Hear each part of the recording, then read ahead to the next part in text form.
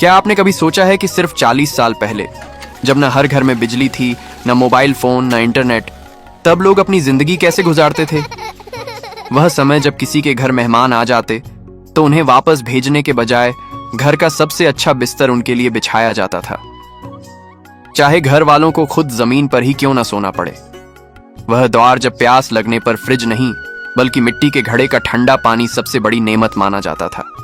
और अगर पूरे गांव में सिर्फ एक कुआं होता तो लोग सुबह होने से पहले ही वहां अपनी बारी के इंतजार में खड़े हो जाते थे। मगर सवाल यह है, आखिर वह कौन सी बात थी जिसने उस जमाने के लोगों को आज के इंसान से ज्यादा संतुष्ट बना रखा था? आज हमारे पास हर सुविधा है, फिर भी हम बेचैन क्यों हैं? इस वीडियो में हम समय की सुई को लगभग 40 साल पीछे ले चलेंगे, जहां हर दृश्य एक कहानी सुनाता था, हर चीज की अपनी कीमत थी और हर दिन जीने का अंदाज आज से बिल्कुल अलग था। वीडियो के आखिर तक जरूर बने रहिए, क्योंकि आखिर में हम ऐसी सच्चाई बताएंगे जो शायद आपको अपने बुजुर्गों की बातें फिर से याद दिला दे। जरा कल्पना कीजिए, बारिश के बाद पूरा मैदान पानी से भर जाता था। आज की तरह निकासी की आधुनिक व्यवस्था नहीं थी। गांव के बाहर एक बड़ा सा तालाब या जोहड़ बन जाता। कई हफ्तों तक वही पानी पूरे इलाके की जरूरत पूरी करता था।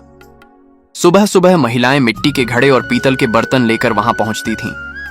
पानी भरने के साथ साथ गांव की खबरें भी वहीं सुनाई देती थीं। बच्चे किनारे पर खेलते, कुछ लोग वहीं नहा लेते और मवेशी भी उसी पानी से अपनी प्यास बुझाते थे। आज यह दृश्य शायद अजीब लगे, लेकिन उस समय यही जिंदगी थी। हर बूंद की कीमत थी। कोई पानी बर्बाद करने के बारे में सोच भी नहीं सकता था। अगर बारिश कम हो जाती तो फिर सबकी नजरें कुएं पर होती थीं। हर गांव में कुआं भी नहीं होता था। कई बार आसपास के 3 या 4 गांव एक ही कुएं पर निर्भर रहते थे। वह कुआं अक्सर किसी जमींदार या बड़े परिवार ने बनवाया होता था। लोग अपनी बारी से पानी लेते थे। कुछ जगहों पर मामूली रकम भी देनी पड़ती थी, कोई 10 रुपए, कोई 20 रुपए, या कभी अनाज के बदले भी पानी मिल जाता था। पानी बेचने का मकसद दौलत कमाना नहीं, बल्कि कुएं की देखभाल का खर्च पूरा करना होता था।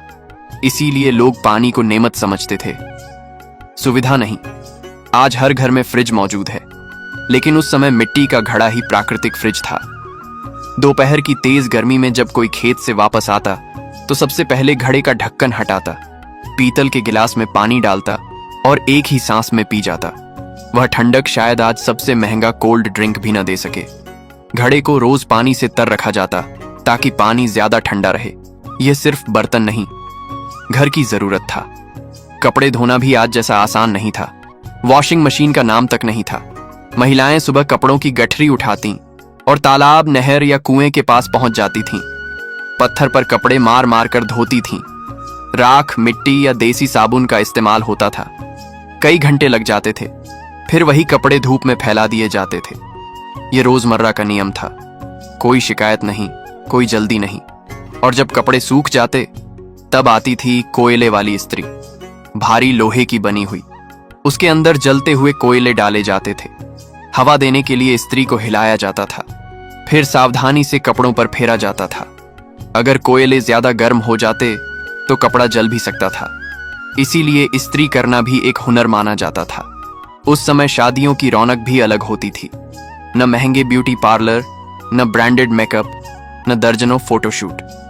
दुल्हनें सादगी में भी बेहद खूबसूरत लगती थीं। हाथों पर मेहंदी, कपड़ों पर गोटा, जरी की कढ़ाई और चेहरे पर प्राकृतिक मुस्कान, यही उनकी असली खूबसूरती थी। घर की बड़ी महिलाएं खुद दुल्हन को तैयार करती थीं। हर चीज प्यार से होती थी। किसी को दिखावा करने की जरूरत महसूस नहीं होती थी। शादियों में पूरा गांव शामिल होता था। न कोई निमंत्रण पत्र, न कोई खास मेहमानों की सूची। जिसे खबर मिलती वह खुशी में शामिल हो जाता। किसी के जिम्मे खाना बनाना, किसी के जिम्मे बर्तन, किसी के जिम्मे मेहमानों की सेवा। हर व्यक्ति अपनी जिम्मेदारी खुद उठाता था। इसीलिए यह समारोह सिर्फ एक परिवार नहीं, पूरे गांव की खुशी बन जाता था।